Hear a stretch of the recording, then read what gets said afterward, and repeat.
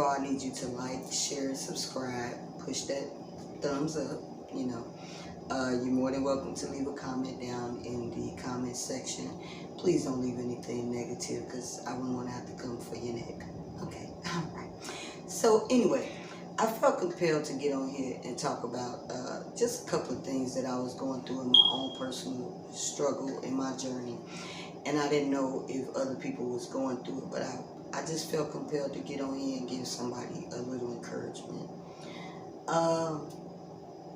It's so many things going out in the air right now, you know, this thing with people being called the chosen one and all of this.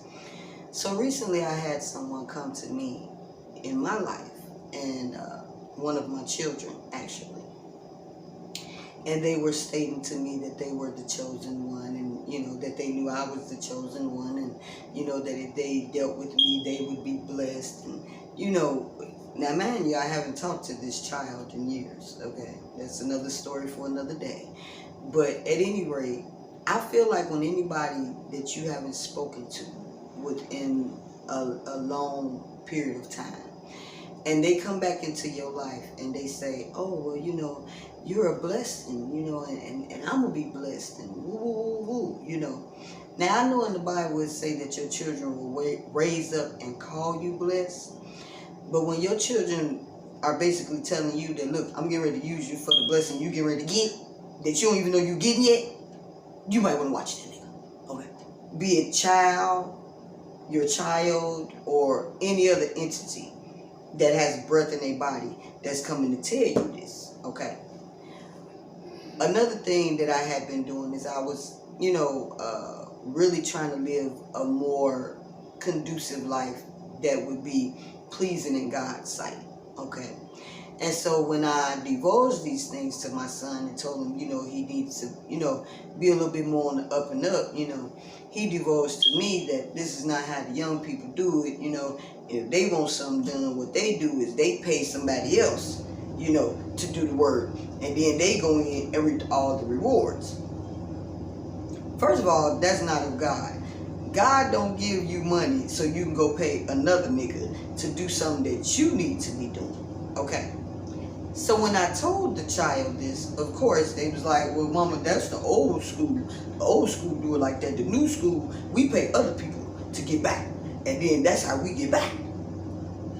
Let me inform you, anybody that's watching this, if you think your ass is finna get by without doing the inner and outer work, you are sadly mistaken, okay? Whatever blessings that you think you getting right now, they not gonna last long. Like say you want to be a mortician and you take an online class to get your certificate, right? But you didn't take the classes. You paid somebody else to take the classes. Now, mind you, I'm sure you got your $6,193 that they give you for taking them classes, which is what probably prompted you to want to do it. You see what I'm saying? Instead of wanting to get the education so that you can have a job or some type of situation that you can leave something viable to your legacy, okay? When you say that you are going to pay somebody else to do what you need to be doing, guess what that's saying to your legacy? That everything gonna be handed to their ass, and that if they got money, they can have anything. Let me inform your ass of something else. Just because you got money, that don't mean shit, okay? Because if you don't have God, you don't have nothing, okay? So if you hadn't heard that, be very aware, without God in your life, you are not going to make it. Especially walking around here talking about you the chosen one. I don't know what you chosen for, but it wasn't to send that message, okay? There's a lot of things going on about self-care, self-love, and, you know, and independence and all this stuff, and all that is wonderful. As you can see, I love self-care. It is a wonderful thing, okay? But do not get this message misconstrued, okay? This is what I want to prompt to other people. If God had intended people to be alone, because, you know, they're saying you have self-care, you're independent, You don't need anybody. You can do it all on your own. You don't need nobody, okay? If that was the case, and we don't need nobody, right? We independent, we self-made, you know. How do you leave a legacy? How do you procreate? Because remember, you by yourself, you're independent. So of course you don't need anybody to, you know, like keep your legacy going, right? Because it's just you. But after you die, what's really left behind? An independent nigga with a whole bunch of self-esteem? He didn't share it with nobody. He didn't teach it to anybody. So what was really his legacy? Okay. When you look, because, you know, hopefully some people, they want to be, I want to be in the museums, you know, where you can look, go in the museum and you can see my family, the Brown family legacy on the wall. You see what I'm saying? And when you see that legacy, you'll see what we've been through. Okay. You can't have a legacy without putting in the work. You could be a person that actually invented something, and it was something really big, okay? And they put you in the museum for this invention. Guess what? The way that technology and shit is going right now, your invention ain't gonna be worth shit for too long. Before you know it, they gonna be to clip your ass off of the museum wall and put somebody else up there that not only took your invention, but they took it and revamped it and made it into something better. So now the person that originally made that invention, nobody remember their ass, okay? Because, you know, this is the young generation. They own to the Knicks, okay? So, you know, of course, we have to try to keep up with it within means. You know, we not going to be stupid with this shit. You know, there's some of this stuff these young people talking about, I have no idea what they talking about. I talked to my son the other day. I sent him a gospel message. I say, son, you know, give God your time before you do anything else in the morning. He say, Mama, you know, if anybody know about God, it's me, but I can't give him all my time.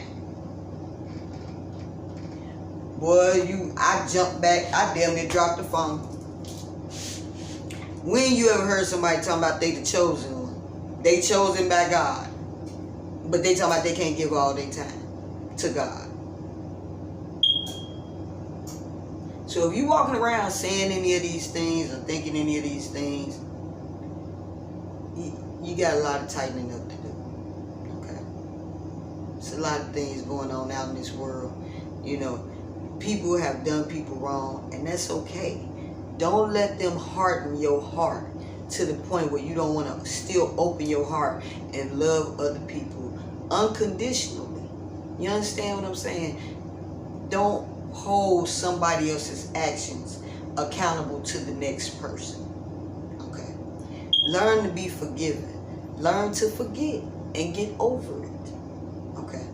Because that's what God wants. And we supposed to be trying to walk as close to God as we can down here. So when we get up there, he can say that he is pleased with us.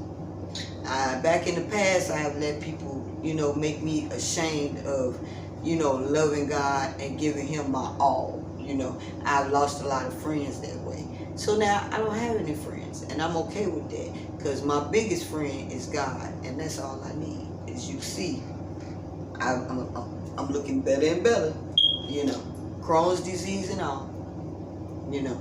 So please, I'm telling somebody what's been being told to me every day.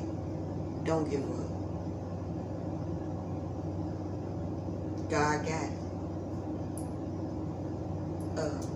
My editor over here, she over here with the earphones on, talking about, man, I'm telling you, kids, right? So, you know, they out for, let me just tell you this right quick. Hold that thing. So, look here, right? I don't know how much of that message I told and it all came together. It might have been all running the hell together. I don't know. Just catch what the hell you can catch out of it and get it. But I know it's summertime, and I just want to talk to the parents for a minute. It's going to be a little cursing on here. They might, what they call that shit when they don't let you stay on there because you've been cursing? Demonetized. That's the word I've been learning. They may demonetize my ass after this. But I'm just saying, I was talking to my children, right? And they was like, Mama, you know, we just want to be dumb for a month. We don't want to do no reading. You know, I sent them these videos on YouTube so they can learn about, you know, different things, places in the world and stuff like that, you know. And they like, no, please, don't send us no more of that shit for the month of June. Bitch, look, we tired. My eyes hurt. What's wrong with you? Why do you always want to learn stuff? We don't want to learn nothing. We just want to be stupid. I felt like they had cussed my ass out. What you mean you want to be stupid for the month of June? Are you insane? Okay. So I've been trying to, you know, I guess let them be stupid. I don't know.